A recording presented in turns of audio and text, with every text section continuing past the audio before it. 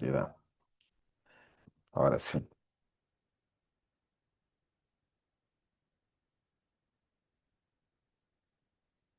Bien. Olguita, ¿a usted le gusta la fanesca?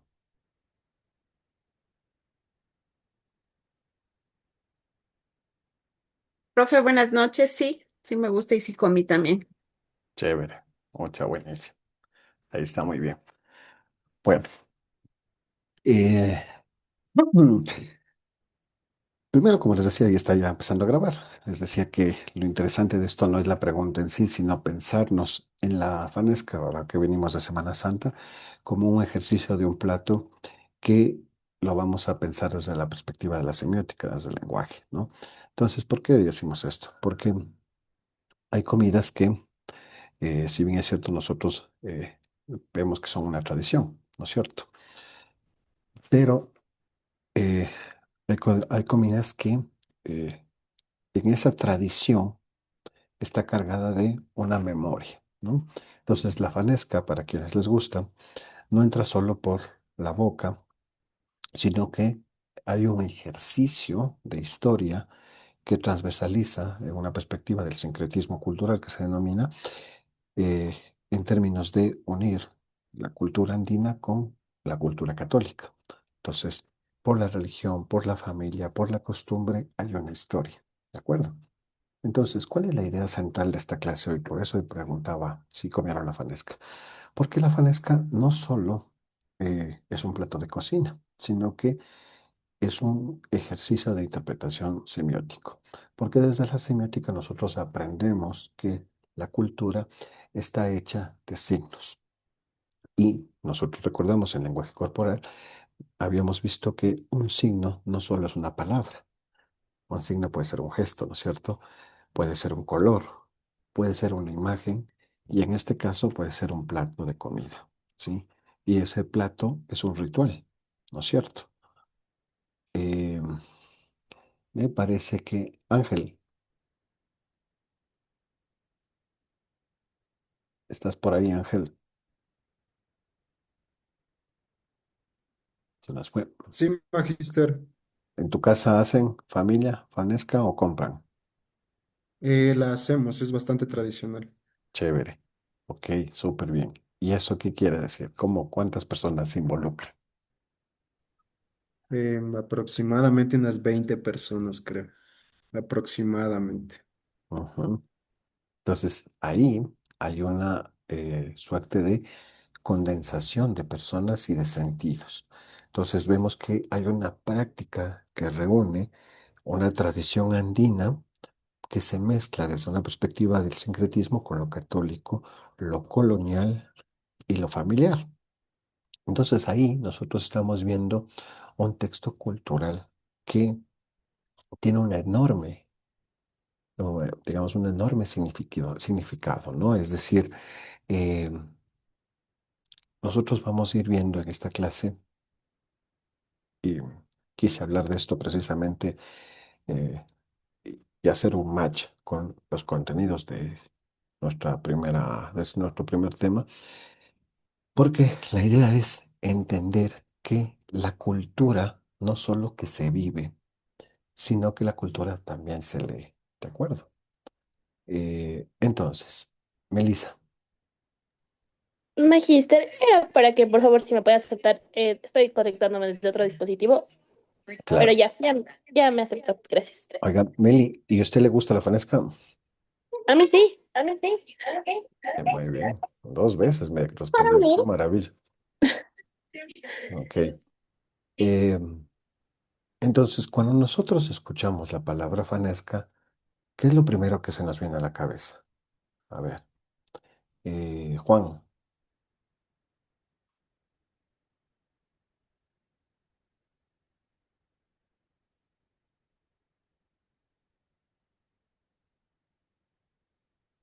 Melanie,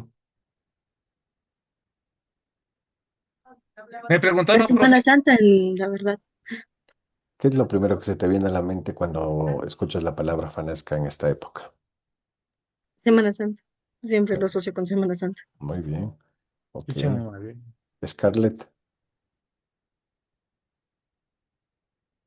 Es, es algo relacionado, cuando escucho la fanática le relaciono con la historia, por ejemplo, lo de Jesucristo.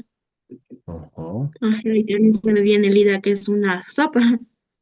Súper bien. Samantha Mena,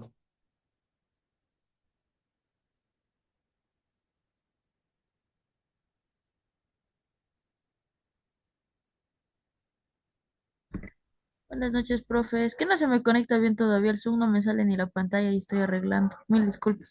¿pero qué se te viene a la mente cuando piensas en la palabra fanesca? Que es una tradición católica, ecuatoriana y los 12 granos, nada más. Muy bien, muy bien. Ok. Todo lo que ustedes han dicho es correcto. ¿Por qué?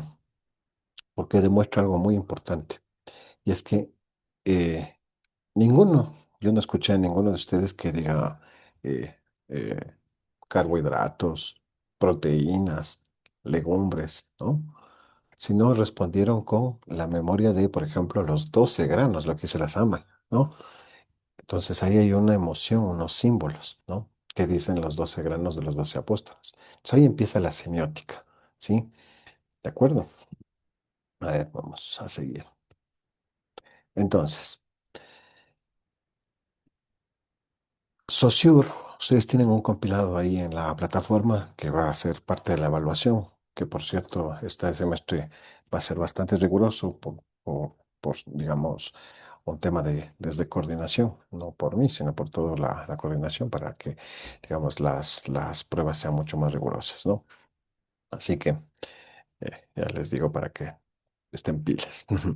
Entonces, hay un autor que se llama Saussure que nos enseñó que todo signo tiene dos caras, como una moneda, dos caras inseparables, ¿no?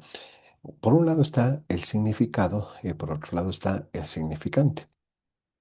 Digámoslo así, más en términos simples para que ustedes lo tengan súper claro. El significante es lo que percibimos, ¿no? Y el significado es la idea que eso activa en nuestra mente. Entonces, lo que decían, ¿no? La fanesca. Entonces, el significante es lo que percibimos, es una sopa. El significado es la idea que se activa en nuestra mente. Semana Santa, familiar, 12 granos, la asocias con la religión, ¿sí? Entonces, nosotros si aplicamos eso a la fanesca, el significante siempre será eso, ¿no? Lo visible, ¿no? El achote, el caldo, la sopita, ¿no? Entonces, pero el significado no está en la olla. No está en el plato ni en la olla, sino está en lo cultural. Sí, porque esos ingredientes, esos 12 granos, algunos lo hacen con menos, activan ideas. Semana Santa, sacrificio, unidad familiar, porque hacen en familia, como decía el ángel, ¿no? Unas 20 personas, dice. El uno desgrana el uno desgrana el choclo, el otro desgrana, lava el chocho, y así sucesivamente, ¿no? Entonces, Roland Barthes, uno de nuestros autores que vamos a trabajar en este semestre, eh, nos permite dar un paso mucho más allá en este análisis. Y él dice que los signos no solo significan, sino que también los signos connotan y a veces hasta mitifican. ¿Qué quiere decir eso? Que un signo puede tener un sentido literal, pero además puede cargar muchos valores emocionales, muchos valores ideológicos y muchos valores culturales. ¿De acuerdo? Por eso, la fanesca no es solo una comida, sino que es una tradición en el Ecuador. Entonces, claro, si le preguntamos a un alemán, a un holandés, cuando ve una fanesca, pues va a ser una fanesca, una sopa, lo mismo que ponerle un encebollado, pero aquí un encebollado es, ¿qué es un encebollado, por ejemplo? ¿Qué es lo primero que se te viene a la mente, eh, Madeleine?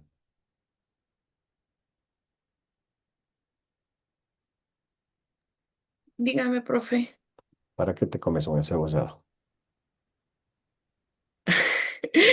Ah, no me gusta mucho, pero lo asocian mucho con comerse un encebollado para sanar el chichaqui. Muy bien, correcto, es correcto. ¿Viste? Entonces, claro, algún suizo no va a asociar con eso. Entonces hay una tradición ahí, ¿sí? Entonces no es solo comida. Entonces, cuando todo eso se repite durante mucho tiempo, en el caso del encebollado, en el caso de la fanesca, sí, ahí aparece lo mitológico, que es lo que acabas de decir, madre. Es decir, el mito de que cura el chuchaqui, ¿no? En el caso del encebollado. Entonces, Roland Barthes habla del mito. Él dice que no es una mentira ni una fábula, sino que el mito es una construcción cultural que se presenta como si fuera naturaleza. Es decir, como siempre, como que siempre ha estado ahí. ¿No? Entonces, ¿cómo te curas de chuchaqui? No te vas a curar con Coca-Cola, tienes que tomar un encebollado, ¿sí? Entonces, lo mismo pasa con la fanesca, ¿sí? Evidentemente, eh, esa es la idea de la cultura. No, la cultura no es homogénea. Pues claro, habrá gente que no le gusta y está bien, pero puede ser que tenga su par. Por ejemplo, en la costa, el biche es lo más cercano a la fanesca, tiene muchos granos. Entonces la fanesca termina funcionando como ese mito, un mito nacional religioso, que hay una construcción histórica, ¿de acuerdo? Entonces, vamos a ver quién estamos por aquí. Para quienes no me conocen en el aula, suelo yo obligar a la interacción, ¿no? Nombrándoles. Jessica Jiménez,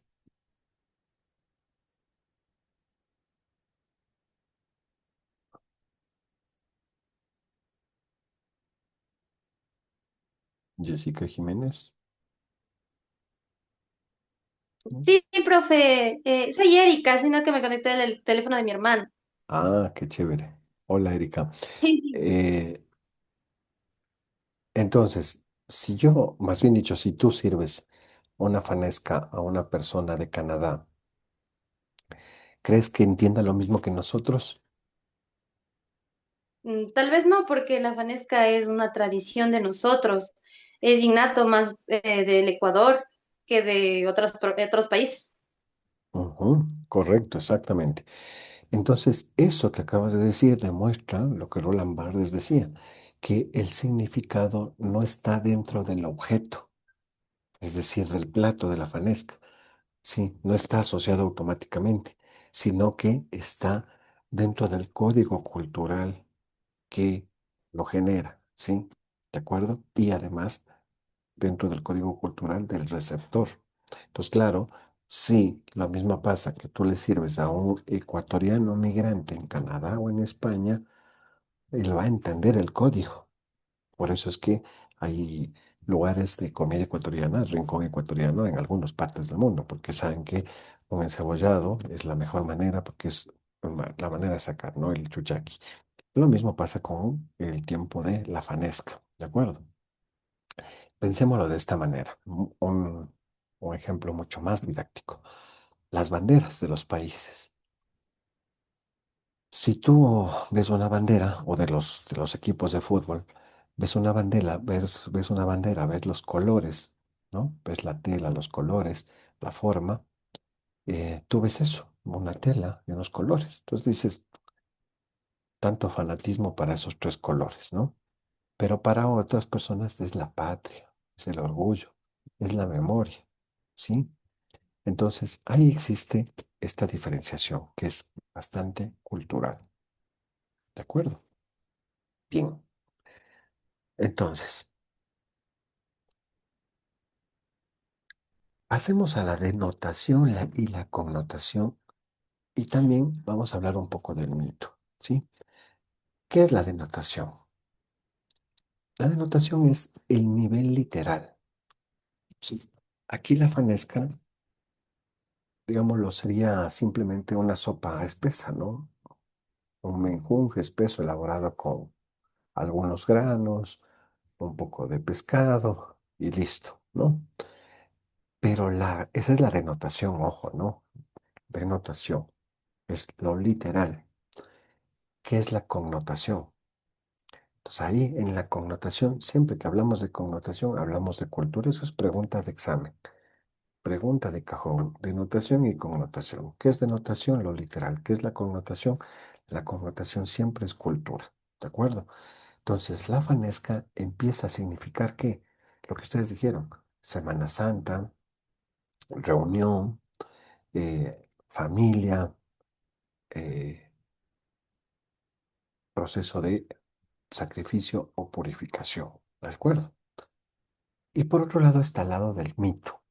Entonces, cuando esa connotación se naturaliza y parece, digamos, eterna en términos de que viene desde hace muchos años atrás, entonces se convierte en un mito.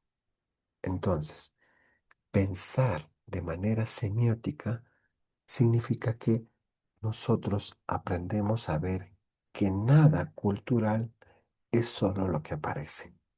¿De acuerdo? Entonces, si a mí me muestran,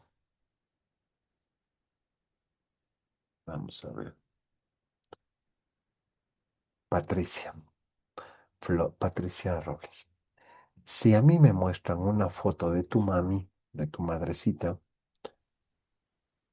para mí es la foto de una señora, no la conozco, pero para ti va a ser una foto muy importante y quizás una foto que tenga mucho sentido para ti, mucho cariño, pero para mí no, porque no la conozco, ¿de acuerdo?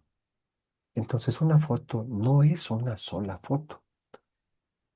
Una procesión, en el caso de la Semana Santa, no es solo gente caminando con el cucurucho, ¿sí? Y una fanesca no solo es comida. Por lo tanto, todo objeto cultural tiene varias capas, ¿de acuerdo? Entonces, una de las cosas más chéveres que vamos a hacer en esta asignatura de semiótica es que nosotros vamos a rasgar la superficie para ver lo que está debajo, ¿de acuerdo? Y eso es una de las cosas más chéveres que vamos a hacer en este proyecto de la SF2, dicho sea de paso. Sí, nosotros vamos a rasgar en la superficie para ver qué está debajo, ¿de acuerdo? Entonces, eh, Leslie Tipán, Sí, si yo digo que te imagines una vela encendida en Semana Santa, ¿cuál sería la denotación y cuál sería la connotación? la denotación sería una vela encendida porque es lo literal, ¿no? Y la connotación podría ser para las personas que creen en Dios, podría ser la vela que se enciende en la misa de el Viernes Santo y también de Sábado de Gloria, si no me equivoco. Ujú. Muy bien, excelente, me encanta. Usted, o sea, esta asignatura es una maravilla. Me encanta cuando lo bajamos a un plano tan cotidiano que, o sea, ustedes están haciendo semiótica constantemente. Exactamente, la connotación es eso que acabas de decir, la fe, la oración, la esperanza, ¿no? Entonces,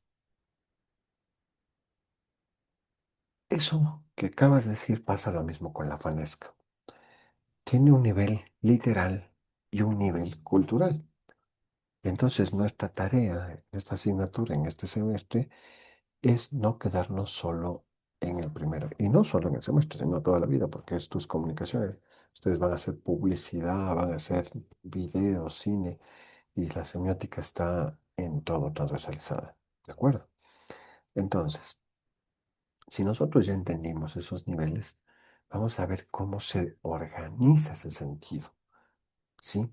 Entonces, vamos a pasar nosotros a nuestra siguiente lámina. A ver, ¿hasta ahí tienen preguntas?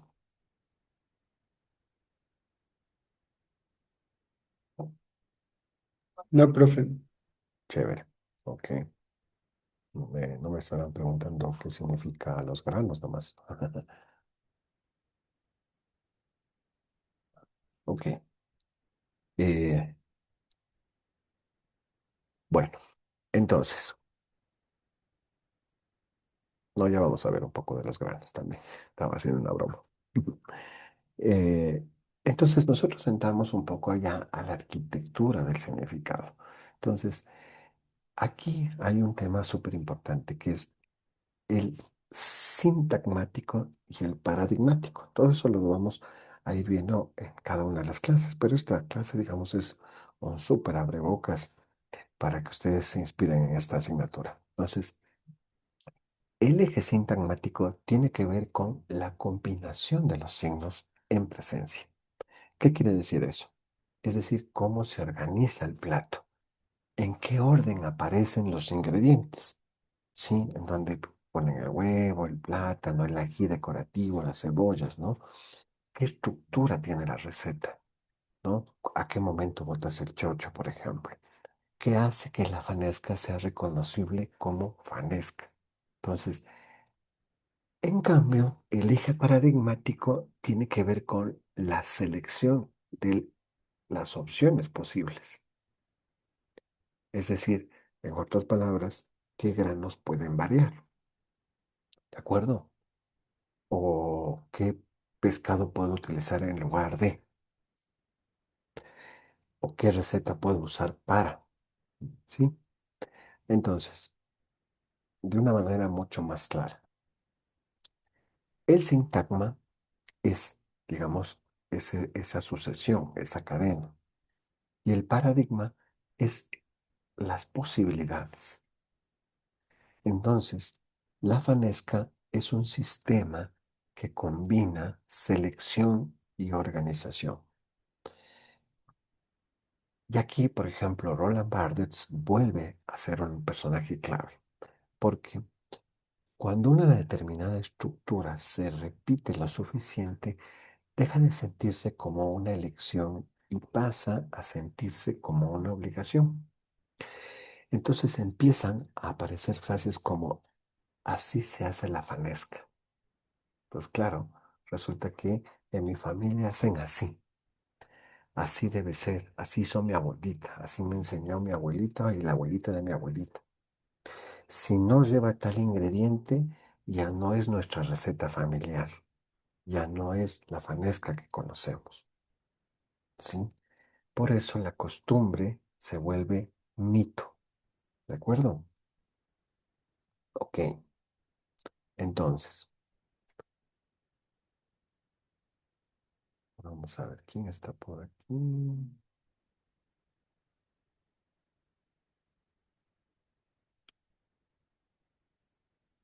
Javier Esparza, Sí, profe, dígame.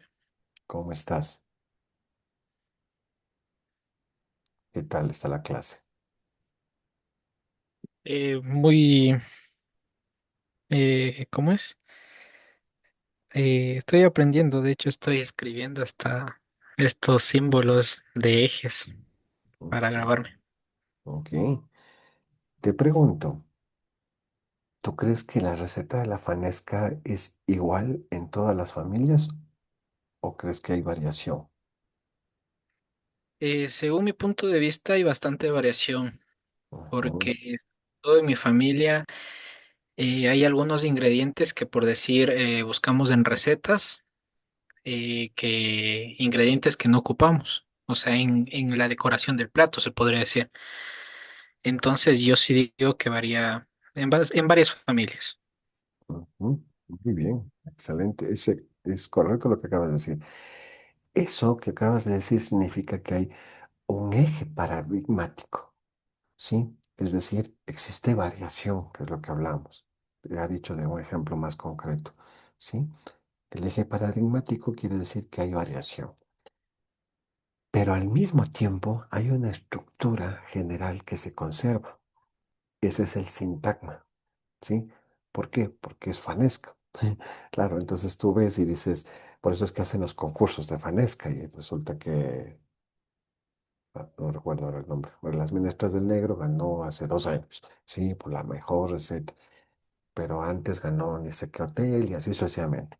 Entonces, hay una fuerza sintagmática que es una estructura general, que es la fanesca. Lo mismo pasa con ¿cómo es? El cebollado más grande del mundo y así sucesivamente, ¿de acuerdo? Y por eso es que dicen, a mí me gusta el cebollado guayaco, a mí me gusta el cebollado manabita y así sucesivamente, ¿no? O la clásica, ¿no? El cebollado de mi barrio de Solanda es el mejor, o el de Carapungo, o el de donde sea, ¿no? Entonces, Es eso, pero sigue siendo lo mismo, es decir, el sintagma sigue siendo lo mismo, la estructura general de el encebollado, que culturalmente, volviendo a la Madeleine, es algo que, digamos, una sopa con menjunje que te cura o te quita chuchaqui, ¿de acuerdo? Entonces, independientemente de la receta, si es espeso, si es cristalino, si es con tomate, si es con maicena, ¿sí? Tiene el mismo sintagma, pero a la vez es paradigmático, porque hay variaciones, que con canguil, que con chifle, que con arroz, que con colón, con tostado, no sé, con mote, ¿no? ¿Ya? Entonces, vamos a hacer una pausa. Ángel, ya mandaron el coso, el mensaje de WhatsApp.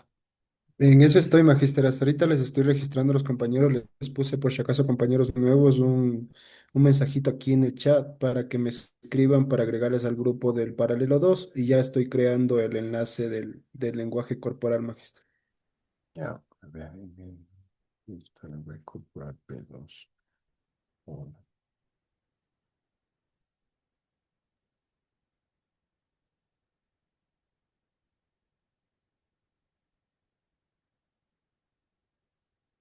Mm,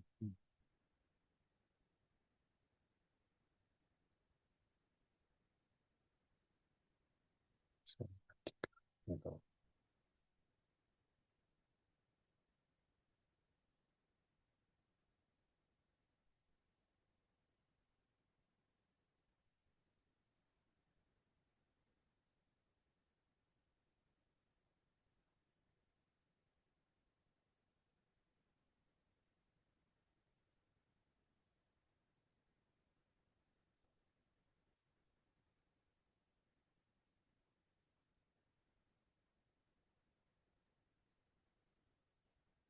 Listo. Por favor, saquen sus celulares y escaneen el código para que puedan añadirse al grupo.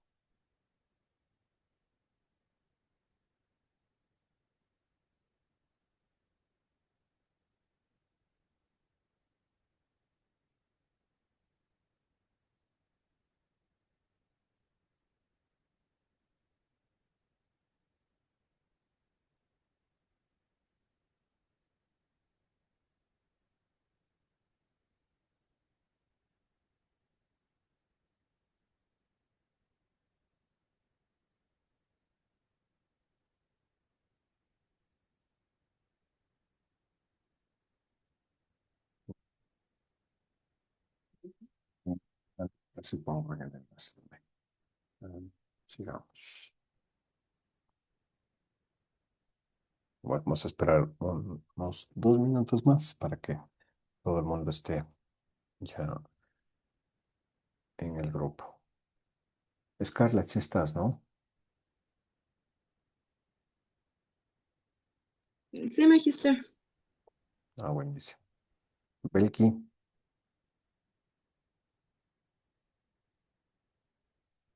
Sí, profe, sí estoy. chévere. Solange, Sí, magíster, ya ingresé. Olguita, Magister, sí estoy en el grupo. ¿quién más? Nadiuska, Sí, sí, estoy magíster. Buenas noches. Jocelyn Zurita, Sí, Lice. ok, ya. Yo creo que de los demás, creo que ya les conozco. Muy bien. Ok, sigamos con nuestra clase.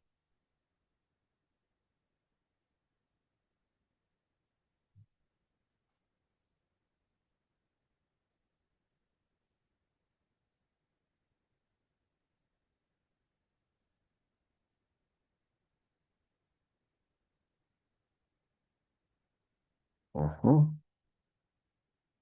ok. Entonces, recapitulemos un poco. Entonces, em, hay varias, o sea, para quienes les gusta la fonesca, a mí me encanta, dicho sea de paso. la fanesca, el encebollado y la salchipapa. Hay variables, ¿no? Entonces, hay gente que le pone leche, hay gente que le pone agua, hay gente que le pone garbanzo, hay gente que le pone lenteja, hay gente que le pone melloco, rábano, ¿sí? Eh, ¿De acuerdo? Hay adornos, ¿no? Pero hay cosas que son intocables en términos contextuales, ¿sí? Que la fanesca se come en Semana Santa, no en agosto, ¿sí? Entonces hay otro, es que siempre tiene digamos, una connotación familiar, independientemente de que la prepares o no. Puede ser que no la prepares, pero que o la compras o vas a comer en algún lugar en familia, ¿sí? No vas a comer solo, por lo general, salvo que, digamos, estés fuera y que comas en términos de pensar precisamente en la evocación de la familia, que prácticamente implica la evocación familiar precisamente. ¿De acuerdo? Entonces, em, ¿dónde están nuestras diapositivas? Entonces, ahí está un poco lo que me parece que era Jocelyn o Ángel que nos hablaba, ¿no? Eh, Nosotros vemos esta gráfica como los ingredientes dejan de ser ingredientes, que es lo que decía, me parece que Samantha, ¿no? Es decir, los dos ingredientes, ¿no? Y se convierten en signos culturales, pero además signos religiosos, ¿de acuerdo? Porque vuelvo a repetir, ahí hay un sincretismo cultural entre lo andino, que son nuestros granos, y la religión católica.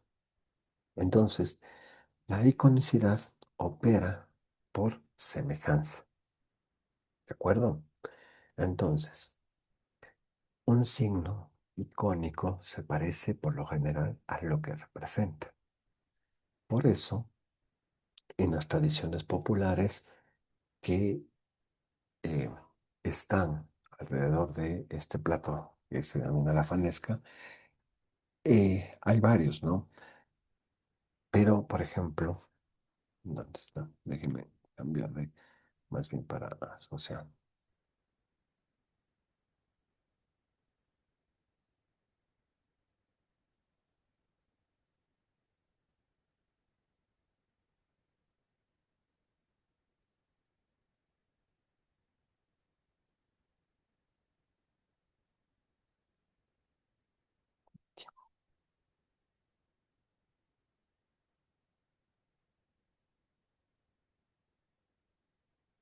Segundo.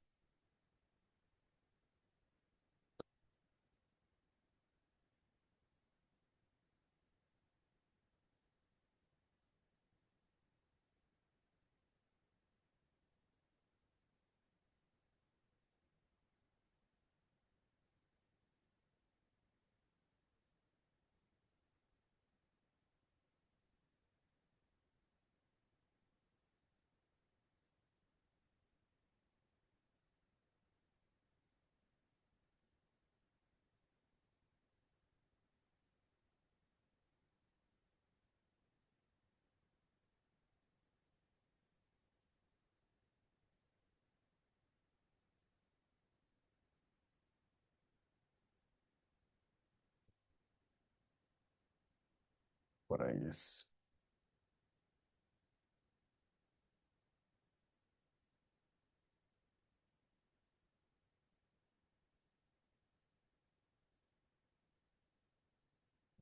Voy a mostrar esto, a ver.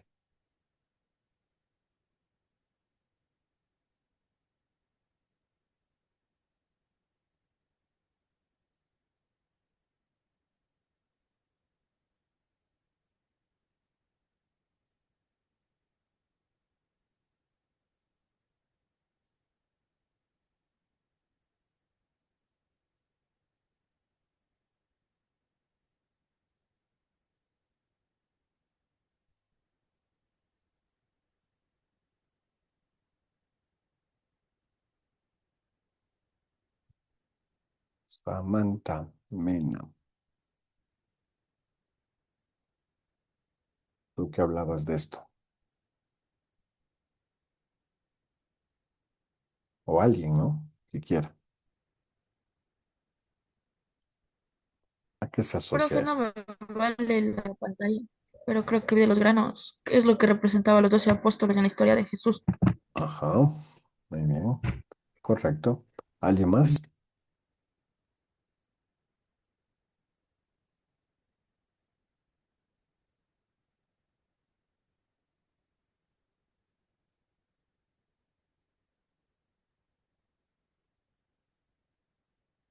Mm, Juan Gutiérrez.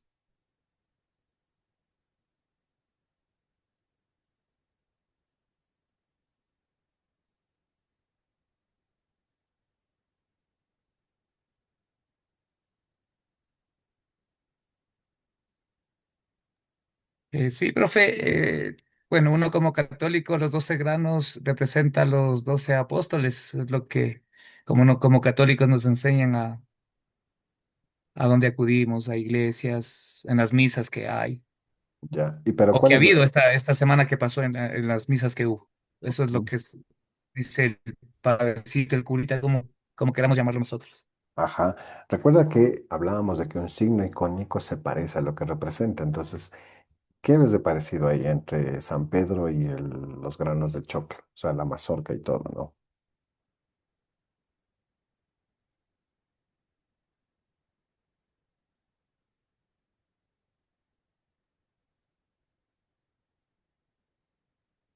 ¿Mm?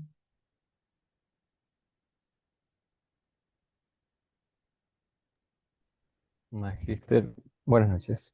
Hola. Bueno, yo no lo vería tanto como un icono porque en realidad no se parecen nada. Tal vez Ujú, más bien allí la función que tiene es la connotación, es a lo que uno lo asocia, de acuerdo a la parte religiosa. ujú. Sí, precisamente. Lo que pasa es que la iconicidad opera por semejanza. Y un signo icónico se parece a lo que representa, lo que intentan, digamos, desde una perspectiva semiótica, lo que intenta en esta perspectiva de tradición cultural es asemejar precisamente el choclo y con San Pedro en este caso, como es con Pablo, eh, San Pedro, perdón, con su barba, ¿no? Y lo mismo pasa con la cebolla. Entonces, aquí, ¿qué es lo que te hace cuando pelas la cebolla? ¿Qué es lo que te genera? Lagrimear. Ajá, es correcto. Entonces, Sobre hay, los ojos. ajá, Entonces entonces lo dice que la cebolla se representa las lágrimas de María. es correcto, Sí. exactamente. Entonces, ahí hay una asociación de la cebolla con las lágrimas de ella, correcto. El achote, vamos a cambiarnos ahora sí a la lámina ya. Ya está súper claro esto. Entonces, vamos acá.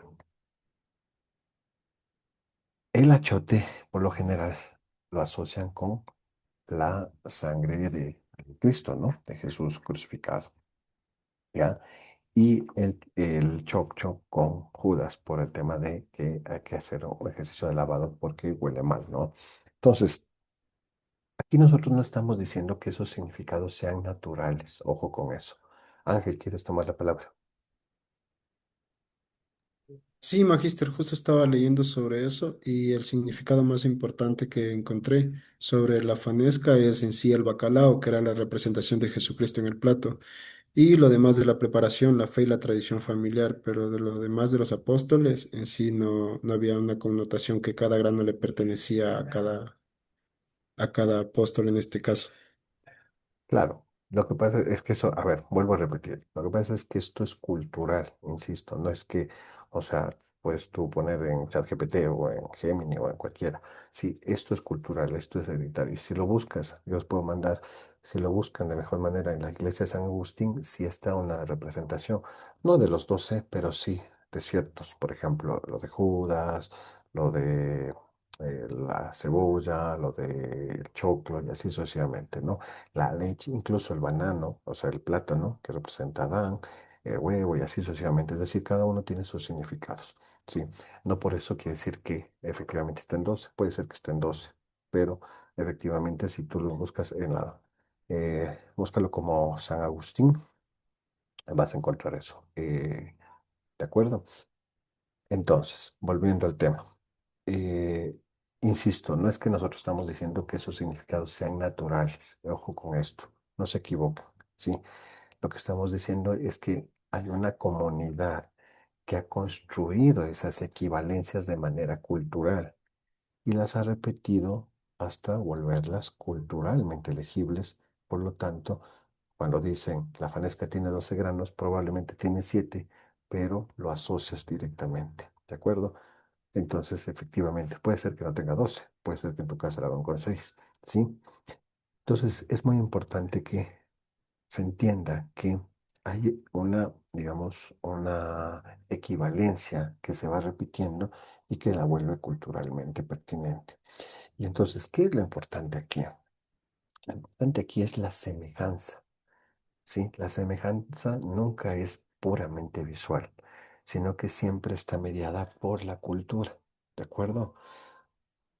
Lo mismo pasa, por ejemplo, con eh, el manto.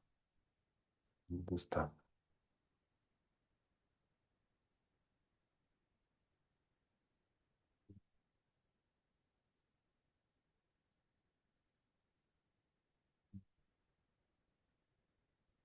¿Dónde es el manto? No recuerdo cómo. Ah, este es, perdón, sí, aquí está.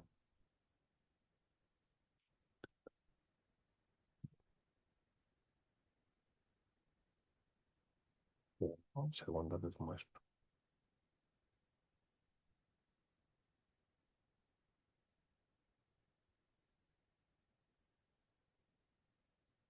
Me parece que está aquí. No se ve tan bien, pero vamos a ver.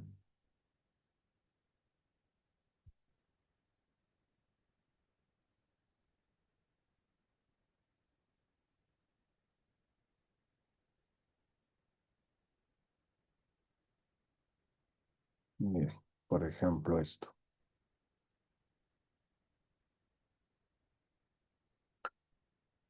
Ok, entonces, esto, yo, si a mí me preguntas, evidentemente yo no veo nada ahí, ¿de acuerdo? Pero esto, para los católicos que incluso van a Jerusalén, sí, ahí hay una semejanza. Entonces, la semejanza nunca es puramente visual, sino que hay un ejercicio de interpretación que está mediada por la cultura. Por lo tanto, si yo no tengo la cultura católica, yo soy ateo, musulmán, etcétera, sí, para mí no va a significar eso. Entonces, digamos, la importancia de esto es entender cómo la cultura influye desde esa perspectiva en darle significado a algo. ¿De acuerdo? Entonces, si el achiote es rojo, un chino va a decir, un chino va a decir, sí, efectivamente el achiote es rojo, pero no por eso va a significar la sangre de Cristo. Sí, pero para las abuelitas probablemente sí. ¿De acuerdo? Entonces, em, entonces, hay todo eso que hemos hablado desde esa perspectiva semiótica, hace falta desde digamos, desde una memoria religiosa. Por eso hablamos siempre de sincretismo cultural, porque hay una tradición católica y una cosmovisión compartida, que además viene heredada de manera verbal por los abuelos, por las abuelas, ¿de acuerdo? Entonces, del mismo modo pasa con la cebolla, con las lágrimas de la Virgen María y así sucesivamente. Entonces, hay una red ahí de asociaciones que es producto de siglos de esto que denomino sincretismo cultural entre la cosmovisión andina y el imaginario colectivo que es el católico colonial. Entonces, algo que nosotros ya veníamos sosteniendo en el desarrollo de toda esta clase es que de alguna manera lo resumimos con digamos, este mantra, ¿no? Que es que la cultura es la que dota de un significado, ¿de acuerdo? Entonces,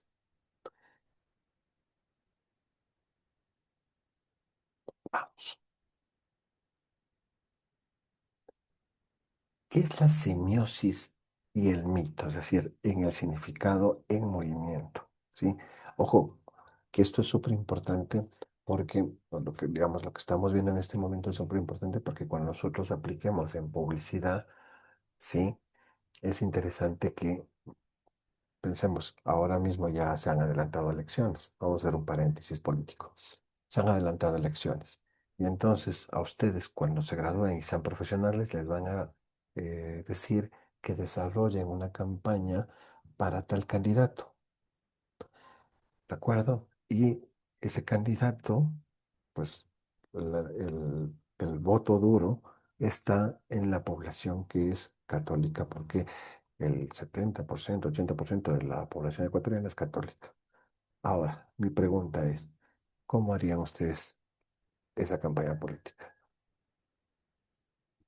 ¿Borramos de un tajo todos los significados culturales que han sido heredados y que connotan importancia en la cultura o perdemos elecciones? Ángel, ¿qué harías tú? Copiar la estrategia de Rafael Correa, magíster. O sea, esa no es una respuesta de lo que te pregunté, pero está bien lo que dices. Más bien, ¿qué es lo que harías tú?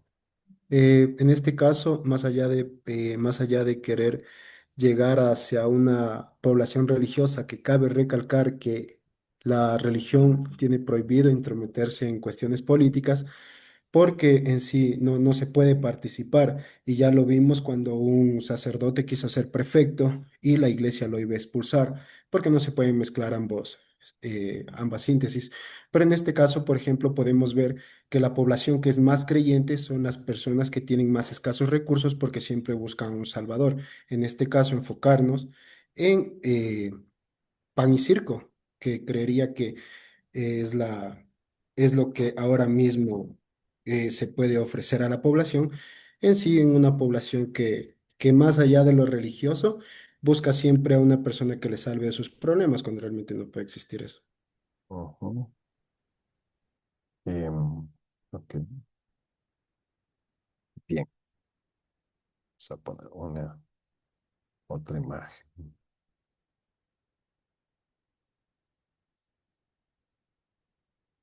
Estoy totalmente de acuerdo con lo que dices. ¿Qué te dice esta imagen frente a lo que tú decías?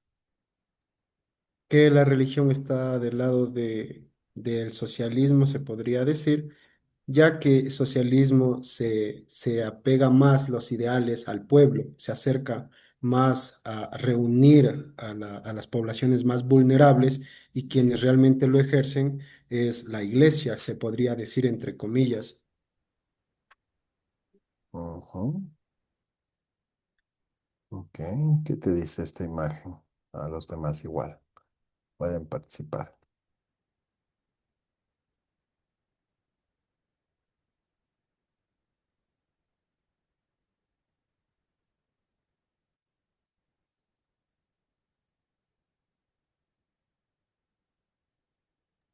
El cambio de poder también en en la creencia católica, magíster, porque en este caso podremos ver un presidente de Argentina que es bastante extremista, bastante, digamos, a la derecha, que podemos ver todas sus conferencias como realmente dice que el socialismo es la abominación.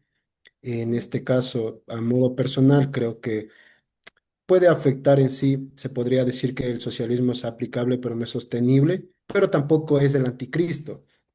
Pero en este caso, con un cambio de régimen en la Iglesia Católica, también tenemos que ver la procedencia del Papa. El Papa es en sí de orígenes estadounidenses, que pasó por varios hasta llegar a Perú, y en este caso podríamos ver también el cambio Ok. de pensamiento, ¿no? Pero en este caso, o toda persona que quiere ejercer poder tiene que acercarse bien o mal al Papa. Es así. ¿Por qué? Porque en sí se asemeja a que si tienes una buena relación con con la religión, puedes tener una buena relación con el pueblo, porque en sí la religión se asemeja a que se lleva bien con el pueblo. Correcto. Dicho sea de paso, el Papa Francisco, que tiene, digamos, lineamientos muy progresistas, él dijo, yo tengo que recibirle a mi ley, pese a que no sea de mi agrado, yo debo recibirle con toda digamos, la alegría del mundo, porque es el representante de un Estado, que es Argentina en este caso. Antes de fallecer lo recibió y pues los argentinos se vieron ahí ¿sí? Entonces, de hecho, eso le dieron muchas críticas a Juan Pablo, pues al Papa Francisco, pero él se mantuvo en eso. Ok, entonces, gracias Ángel por la acotación, porque es importante justamente lo que decía. Entonces, lo que acabas de decir es lo precedente, ¿no? Es decir, el acercamiento que tú haces desde una perspectiva cultural, más allá de la creencia, es precisamente porque es la cultura la que evidentemente genera. Y el mejor ejemplo es el que acabo de poner, el de Milei. Es una, digamos, se pone el coso de rabino y es muy pro, digamos, sionista, pero sabe que la población argentina es mayoritariamente católica y por lo tanto ha hecho esa visita, ¿no? Y sus políticas van, digamos, de alguna manera, como decía Ángel, de pan y circo frente a eso, ¿ok?